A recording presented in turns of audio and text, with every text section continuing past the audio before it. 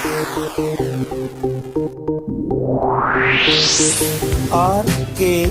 स्वागत है दोस्तों आपका एक बार फिर से हमारे YouTube चैनल RKB कैंफी वीडियोस में।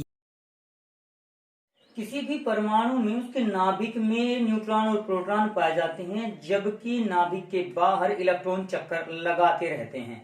अब कोई भी परमाणु इन इलेक्ट्रॉनों को ले सकता है या दे सकता है, यानी उनकी संख्या को परिवर्तित कर सकता है, जबकि प्रोटॉनों और न्यूट्रॉनों की संख्या में कोई परिवर्तन नहीं होता। तो इस प्रकार की स्पीशीज जाति जो इलेक्ट्रॉन लेने या देने के बाद उत्पन्न होती है, उसे कहा जाता है आयन। आयन तो आयन क्या होते हैं? किसी भी परमाणु के द्वारा इलेक्ट्रॉन त्यागे जाने पर या इलेक्ट्रॉन ग्रहण किए जाने पर उत्पन्न स्पीशीज ही आयन कहलाती है। तो इस प्रकार से दो प्रकार के आयन होते हैं, एक तो होता है धनायन और एक होता है ऋणायन। धनायन को इंग्लिश में हम कैटायन कहते हैं, जबकि ऋणायन को इंग्लिश में हम एनायन कहते हैं। अब यहाँ आयनों का जिक्र क्यों आया? तो हम पिछली वीडियोस में आपको आवर्ती गुण प्रस्तुत कर रहे हैं, जिनमें हमने आपको एक प्रभावी नाभिकीय आवेश और परमाणु त्रिज्या नामक आवर्ती गुणों के बारे में विस्तार पूर्वक वर्णन दे दिया था। तो आज की वीडियो में हम आपके लिए जो टॉपिक लेकर आए हैं वो आयनिक त्रिज्या ही होती है। जिस प्रकार से पिछली वीडियो में हमने आपको परमाणु त्रिज्या के बारे में जानकारी दी थी और बताया था कि यह तीन प्रकार की होती है। कौन कौन सी थी? वान डेर वाल्स त्रिज्या, सहसंयोजी त्रिज्या और धात्विक त्रिज्या। तो इसी प्रकार से आज की वीडियो में हम आपको आयनिक त्रिज्या के बारे में विस्तार पूर्वक जानकारी देंगे। तो पहले जिस प्रकार से परमाणु त्रिज्या बताई थी, एक बार उसको याद दिला दूं कि किसी भी परमाणु में नाभिक से सबसे बाहरी कक्षा में उपस्थित इलेक्ट्रॉन की दूरी उसकी परमाणु त्रिज्या कहलाती है। ठीक इसी प्रकार से हम आयनों के बारे में कह सकते हैं, चाहे वो धनायन हो या फिर ऋणायन हो। किसी आयन में नाभिक से सबसे बाहरी कक्षा में उपस्थित इलेक्ट्रॉन की दूरी उसकी आयनिक त्रिज्या कहलाती है। जिस प्रकार से परमाणु में इलेक्ट्रॉन की स्थिति नियत नहीं थी किसी कक्षा में, आयन में भी सेम वही बात होगी। तो आयन में जब हम ये कक्षा निर्धारित करते हैं तो यहाँ पर इलेक्ट्रॉन की दूरी निश्चित न होने के कारण हम इसका मान भी एब्सोल्यूट यानी निरपेक्ष मान, सही मान आयनिक त्रिज्या का नहीं निकाल सकते। तो उसके लिए हम किसी भी आयनिक यौगिक का प्रयोग करते हैं। आयनिक यौगिक में क्या होता है? वे पदार्थ, वे ठोस, वे यौगिक जो आयनों से मिलकर बने होते हैं आयनिक यौगिक कहलाते हैं। और इनमें एक धनायन होता है जबकि एक ऋणायन होता है। दो प्रकार के आयन यौगिक में होते हैं, एक धनायन और एक ऋणायन। इनमें भी इन दोनों नाभिकों के बीच की दूरी को अब फिलहाल एक विधि विकसित हो चुकी है, एक्सरे डिफ्रैक्शन मेथड जिसको बोलते हैं, एक्सरे विवर्तन विधि। उसके द्वारा हम किसी क्रिस्टल में इन दोनों नाभिकों के, दोनों आयनों के बीच की दूरी का निर्धारण कर सकते हैं। और यदि हमें किसी प्रकार इस R पॉजिटिव या फिर R नेगेटिव के बारे में जानकारी हो तो फिर हम इस टोटल D के द्वारा एक की त्रिज्या पता होने पर दूसरे की त्रिज्या का मान ज्ञात कर सकते हैं। यह विधि कहलाती है पॉलिंग विधि। पॉलिंग विधि के अनुसार क्या है कि किन्हीं यौगिकों में दोनों आयनों अर्थात धनायन और ऋणायन के नाभिक के बीच की दूरी तथा एक आयन की त्रिज्या ज्ञात होने पर दूसरे आयन की त्रिज्या का निर्धारण किया जा सकता है। तो अब यहाँ पर आयनिक त्रिज्या की परिभाषा हम किस प्रकार से लेंगे और किस प्रकार से इसका निर्धारण किया जाता है, दोबारा बता रहा हूँ। किसी आयन में, चाहे वो धनायन हो चाहे वो ऋणायन हो, में परमाणु नाभिक या आयन के नाभिक से सबसे बाहरी कक्षा में उपस्थित इलेक्ट्रॉन की दूरी उसकी आयनिक त्रिज्या कहलाती है।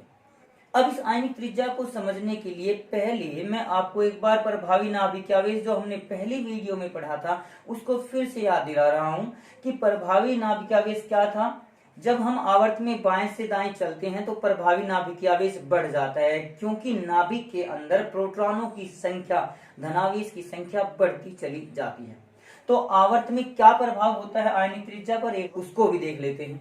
तो हमारा टॉपिक नेक्स्ट आ जाता है कि आवर्त सारणी का आयनिक त्रिज्या पर प्रभाव। जो आयनिक त्रिज्या होती है उस पर आवर्त सारणी का क्या प्रभाव पड़ता है, चलिए इसको देखते हैं।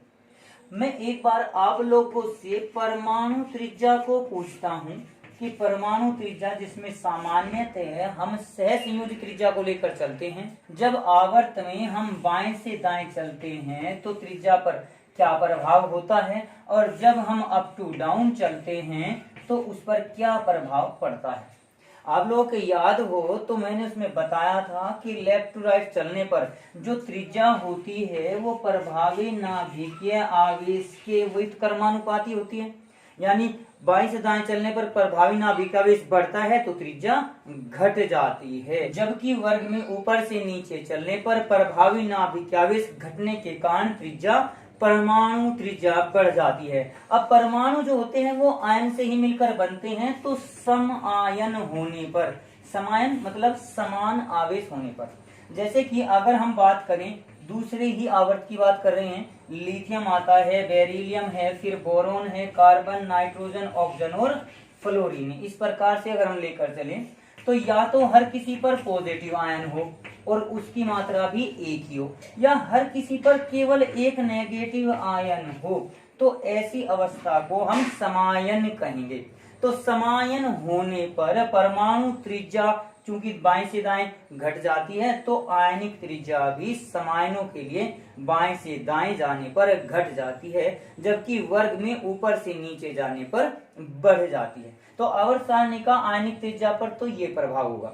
लेकिन यहाँ पर हमने देखा है कि लिथियम तो पॉजिटिव आयन बनाता है, वो नेगेटिव नहीं बनाता, जबकि ऑक्सीजन नेगेटिव आयन बनाता है, वो पॉजिटिव नहीं बनाता।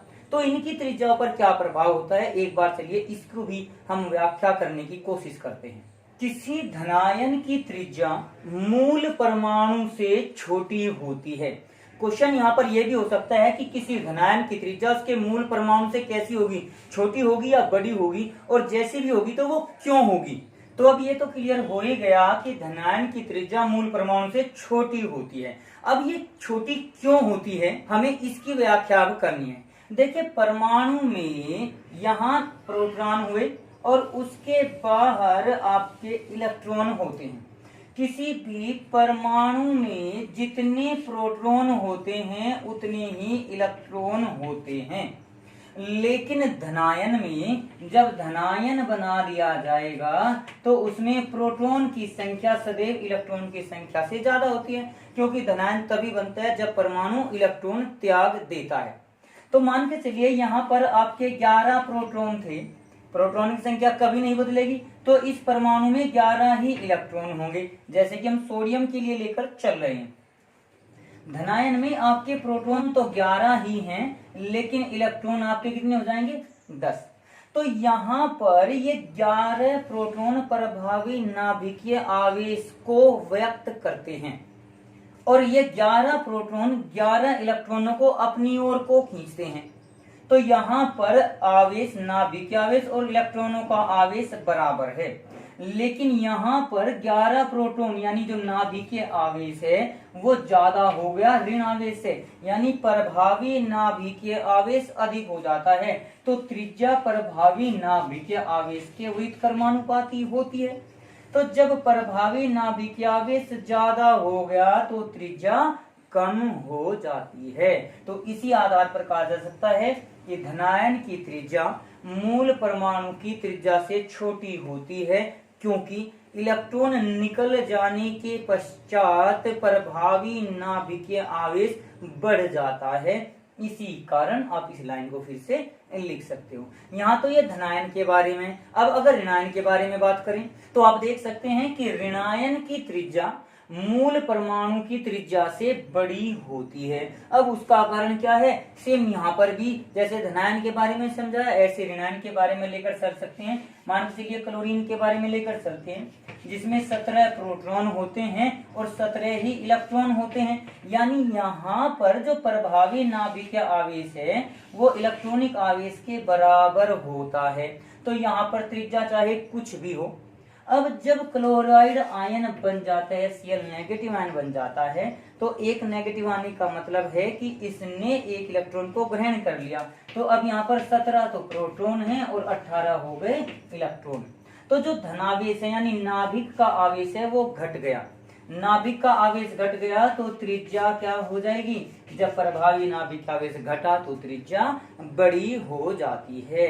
तो इसके बारे में क्वेश्चन में व्याख्या इस प्रकार से कर सकते हैं कि किसी ऋणायन की त्रिज्या, आयनिक त्रिज्या, उसके मूल परमाणु की त्रिज्या से बड़ी होती है, क्योंकि एक या अधिक इलेक्ट्रॉन ग्रहण करने के पश्चात, एक या अधिक इलेक्ट्रॉन ग्रहण करने के पश्चात प्रभावी नाभिकीय आवेश कम हो जाता है। इस कारण ऋणायन की त्रिज्या मूल परमाणु की त्रिज्या से बड़ी हो जाती है।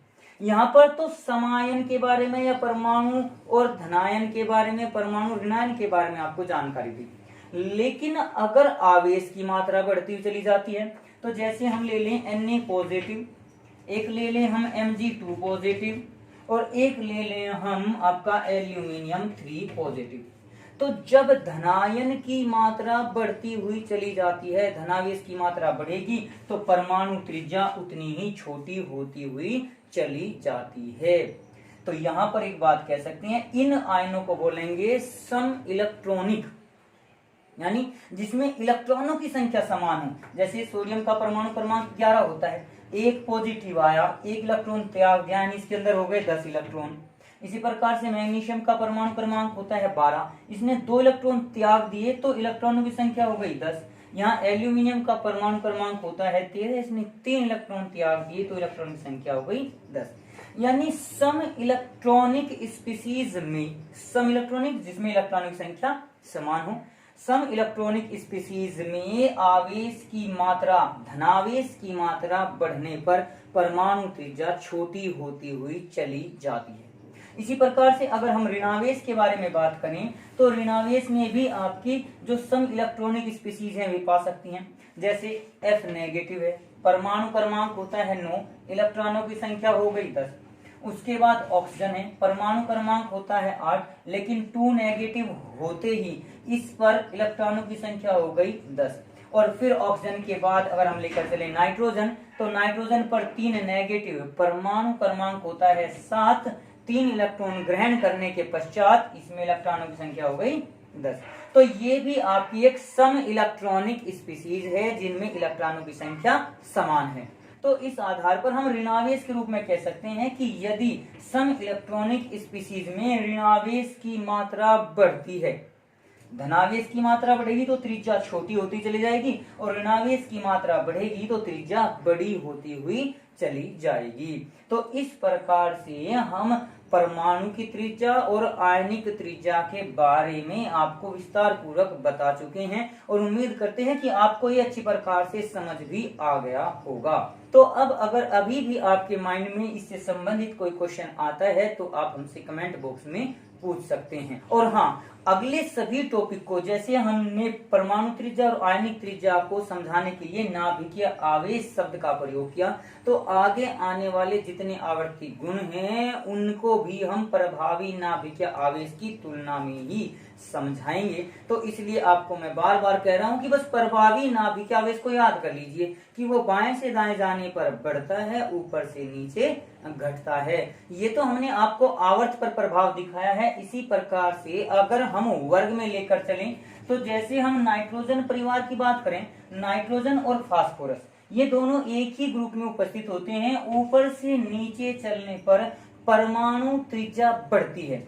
तो यहाँ पर अगर हम 3 नेगेटिव और P3 नेगेटिव बना दें तो दोनों पर यहाँ पर समान आवेश है, तो वर्ग में भी ऊपर से नीचे चलने पर इनकी त्रिज्या क्या हो जाएगी, बड़ी होती हुई चली जाएगी। लेकिन यहाँ नाइट्रोजन, फास्फोरस और आर्सेनिक और उसके बाद एंटीमनी और फिर आपका आता है बिस्मिथ। तो नीचे की ओर जाने पर बिस्मिथ 3 पॉजिटिव बनाता है, जबकि यहाँ ये 3 नेगेटिव बना रहे हैं। तो अगर हम 3 पॉजिटिव के बारे में बात करें तो ऊपर से नीचे चलने पर चाहे 3 नेगेटिव की बात करें चाहे 3 पॉजिटिव की बात करें, सभी की त्रिज्या लगातार बढ़ती हुई चली जाती है। यहाँ अगर इलेक्ट्रॉन निकाल दिया, ये नेगेटिव और ये पॉजिटिव की बात अगर लेकर चलें तो फिर इनमें कक्षाओं की संख्या पर भी निर्भर किया जा सकता है। कक्षाओं की संख्या बढ़ने के कारण भी त्रिज्या बढ़ जाती है। तो फिर इलेक्ट्रॉनिक विन्यास के आधार पर आप देख सकते हैं कि कक्षा घटी है या कक्षा बढ़ी है, उसके आधार पर फिर आप इसकी व्याख्या कर सकते हैं। अब अगर मैं इसके आधार पर आपको 1-2 क्वेश्चन दूं तो आप उनको सोल्व करके देखिए। जैसे कि आप S2 नेगेटिव यानी सल्फर 2 नेगेटिव, उसके बाद ये आपका होता है आर्गन और एक होता है आपका पोटेशियम के पॉजिटिव। इन तीनों को त्रिज्या के बढ़ते हुए क्रम में बताइए। इसी प्रकार से अगर हम एक ले लें नियान और एक ले लें Na पॉजिटिव, तो इसमें किसकी त्रिज्या बड़ी होगी और क्यों? आप कारण भी बताना इस नीचे वाले क्वेश्चन में कि किसकी त्रिज्या बड़ी होगी और क्यों। तो ये 2 क्वेश्चन मैं आपको करने के लिए दे रहा हूं, इनका जवाब आप कमेंट बॉक्स में लिखकर जरूर दें, ताकि मैं भी देख सकता हूं कि मेरा पढ़ाया आप लोग कितना समझ पा रहे हैं। और अगर ये नहीं हो रहे क्वेश्चन, आप कारण समझ नहीं पा रहे या इनका आंसर भी नहीं दे पा रहे हैं, तो भी आप कमेंट बॉक्स में इंडिकेट जरूर करें, ताकि मैं आपको इसका आंसर दे सकूं, बता सकूं। बगैर आपके कमेंट के हम भी आपको जवाब नहीं देंगे, क्योंकि हमने तो आपको पूर्ण विस्तार पूर्वक व्याख्या के साथ इन आवर्ती गुणों को समझा दिया है। तो जिस प्रकार से मैं बार बार आपको कह रहा हूं कि जो आवर्ती गुण है वे प्रभावी नाभिक आवेश पर निर्भर करते हैं, तो आप प्रभावी नाभिक आवेश को अवश्य याद कर लिए कि वो बाएं से दाएं जाने पर बढ़ जाता है, ऊपर से नीचे जाने पर घट जाता है। क्योंकि उसके पश्चात हमने 2 आवर्ती गुण आपको बताए, परमाणु त्रिज्या और आयनिक त्रिज्या, दोनों को हमने प्रभावी नाभिकीय आवेश के आधार पर ही समझाया है। तो इसी प्रकार से जो आगे आने वाले आपके टॉपिक हैं, आयनन विभव, आयनन ऊर्जा है, इसके पश्चात आपका इलेक्ट्रॉन बंधुता है, इलेक्ट्रोनेगेटिविटी विद्युत ऋणात्मकता है, तो ये सभी गुण हम आपको प्रभावी नाभिकीय आवेश के आधार पर ही समझाएंगे। तो उम्मीद करते हैं कि हमारे द्वारा पढ़ाया गया विषय आपको अच्छी प्रकार से समझ आ रहा होगा। और अगर फिर भी कहीं कोई कमी आपको महसूस होती है, आपको लगता है कि हम ये पॉइंट छोड़ रहे हैं या ये क्वेश्चन आपको मिल जाता है कोई भी हमारे टॉपिक से संबंधित, तो आप उस क्वेश्चन को हमसे जरूर पूछे, कमेंट बॉक्स में उसके बारे में जरूर लिखिए। तो आज की वीडियो के लिए आपका धन्यवाद। आज की वीडियो में बस इतना ही। अगली वीडियो प्राप्त करने के लिए हमारे चैनल को सब्सक्राइब करें, वीडियो को लाइक करें और अगर वीडियो अच्छी लगे तो कमेंट्स करें और दोस्तों को भी शेयर करें।